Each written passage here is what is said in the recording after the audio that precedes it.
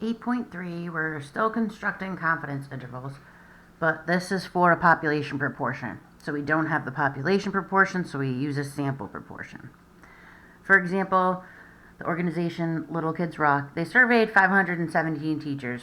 403 of them said that they think games like Guitar Hero and Rock Band help students that have a positive effect. So we want to know, what about all the teachers in the U.S.? What's the true proportion that music teachers in the U.S. think that these games have a positive effect?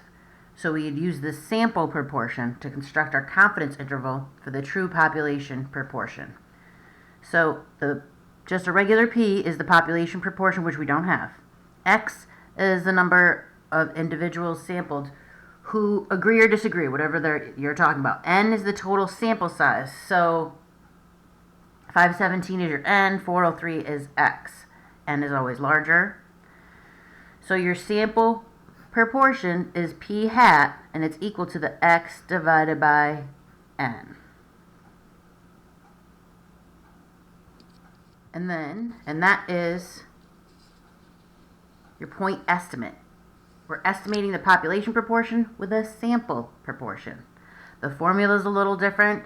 The margin of error, we're back to critical Z values. And then at the end, after we get the margin of error, we add and subtract it to the sample proportion.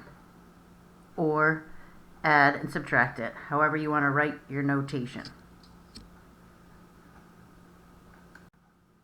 So let's go ahead and do one. We're going to finish this problem. We're going to construct a confidence interval of 95% confidence for the true population proportion of music teachers in the U.S. that think this game has a positive effect.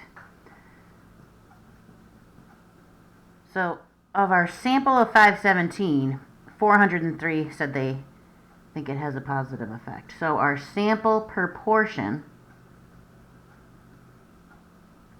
is 403 divided by 517.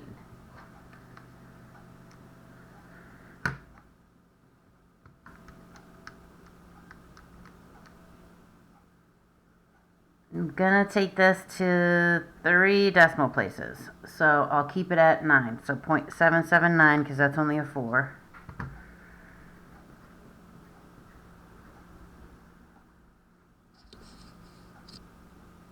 So the formula for our margin of error is the critical Z value times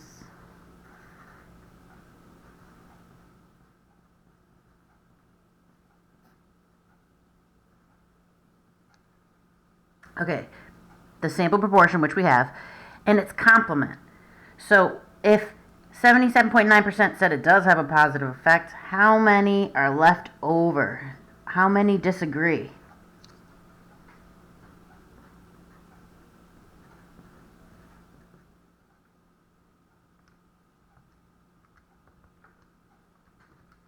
So 0.221. I get this before I plug it into the formula because we don't want to be putting this in the calculator. It's just too much.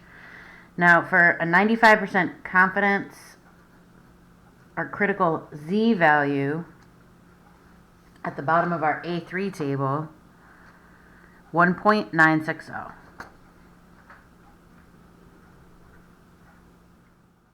So now I have all my pieces and my N to plug into the formula.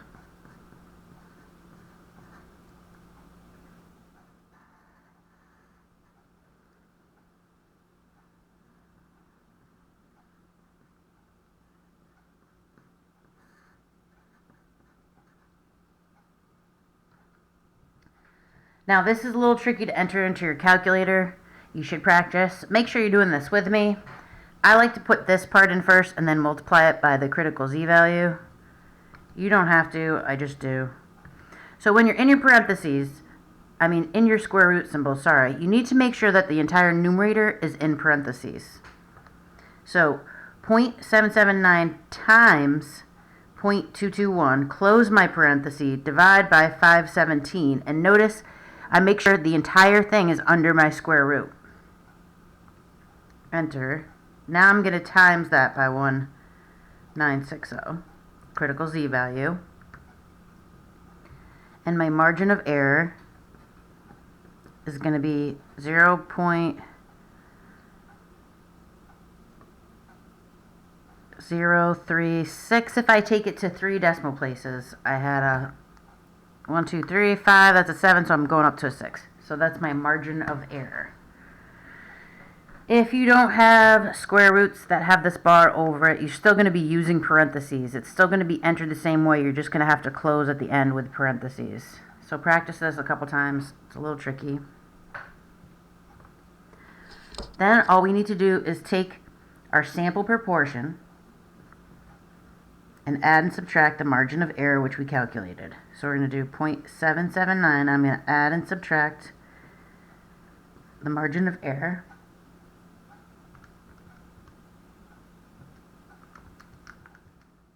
So if I subtract it, I get 0.743.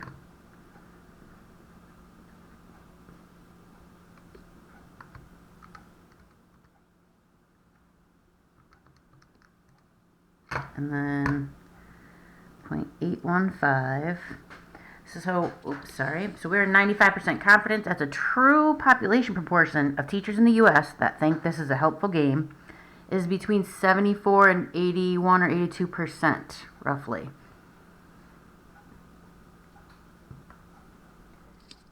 If we want to reduce the margin of error, if you wish to make the margin of error confidence interval smaller while keeping the confidence level the same, you need a larger sample.